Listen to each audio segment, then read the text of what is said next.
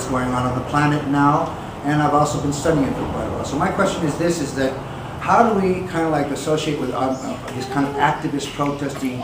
We're also all foreigners. I'm a Latino, I'm a Mexican, but I've been here since 1995, and I'm working with the community. I'm really kind of like worried about what's coming up in the next few years, including what the plans are for the world government and for the Ecuadorian government. How and to what extent is Correa a puppet and not, and how independent he is. The other day, yesterday, on the State of the Union address on Wednesday, he said that they were making illegal the use of mercury for mining in Ecuador.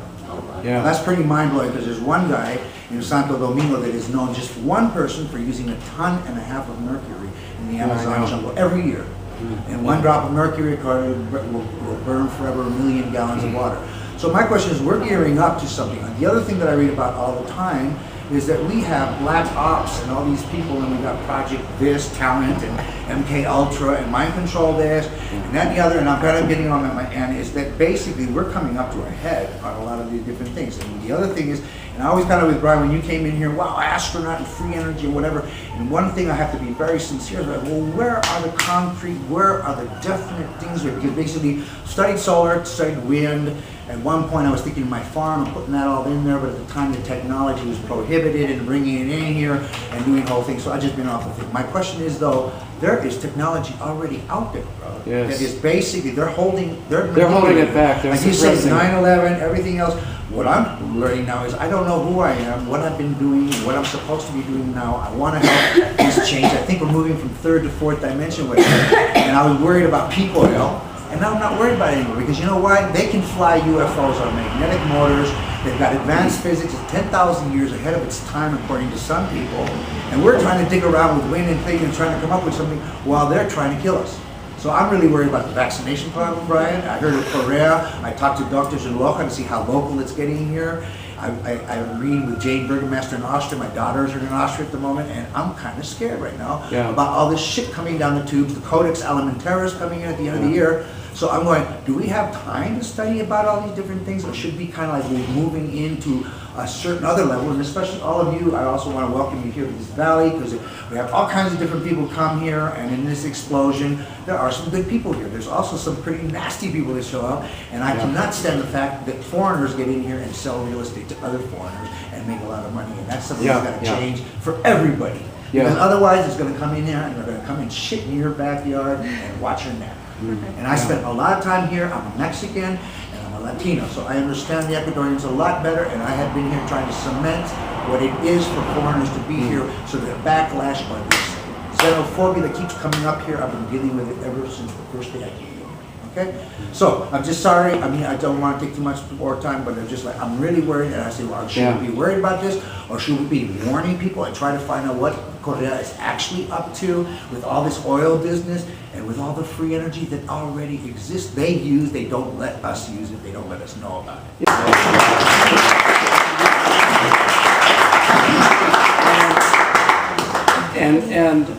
You know, I sometimes, I deal kind of with a dilemma about what to do about it, because I get fired up myself.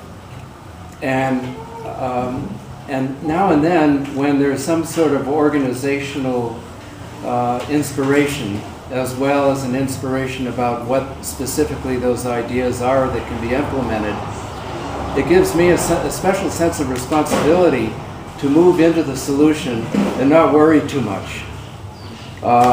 What you're saying is accurate, I think. Like in this town, well, there's a brilliant idea about that, is to work with the community to provide that kind of service where you don't have people price gouging.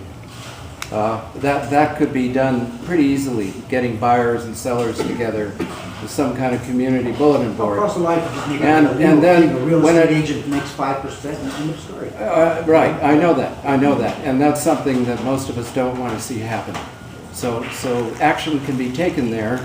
There are solutions, like a community service, to get sellers and buyers together and sidestep that, the public option, if you will. Because, Brian, the other thing I just said, I've been in lots of meetings with some politicians and stuff like that, and right now there's a little backlash going on. There was an article that came out in La Hora in Spanish. Most of you don't read that stuff or whatever.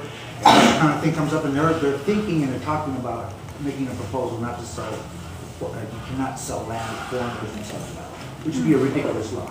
But these are politicians at the local level. Well, that's certainly one way to do it. Hopefully that it can be done in a more equitable way. The thing I wanted to say nationally, though, in regarding Correa, I know he's been a mixed bag. And if you look at it from his point of view, which is what I try to do after I get really angry about the situation, you know, the truth will set you free, first it piss you off. I got very angry, and I still am, about making the oil concessions, the mining concessions, the water concessions, and bringing in the large multinational companies. But, thank you, cell phones. But to my way of thinking, then if once that calms down, the indignancy, the anger about it, then I'm saying, okay, let's say I were Correa. What would I do if I had these loans, like $10.5 billion, all of which is interest on a loan made by the World Bank to previous corrupt junta-type right-wing governments? And is that loan still legitimate? And Correa is kind of walking a middle line there. The question of the biggest question of all, of course, are all these oil blocks and mining blocks in the Amazon. I mean, that is just outrageous, looking at that map.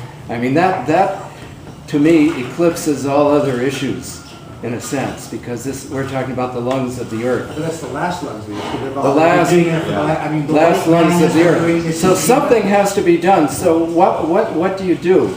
And to my way of thinking, I decided, and this was from a world tour that we just got back from, we met some of the best radical type people who were packaging green paths for various countries and presenting the information in such a way that the government can't resist that. It's happening right now with Norway.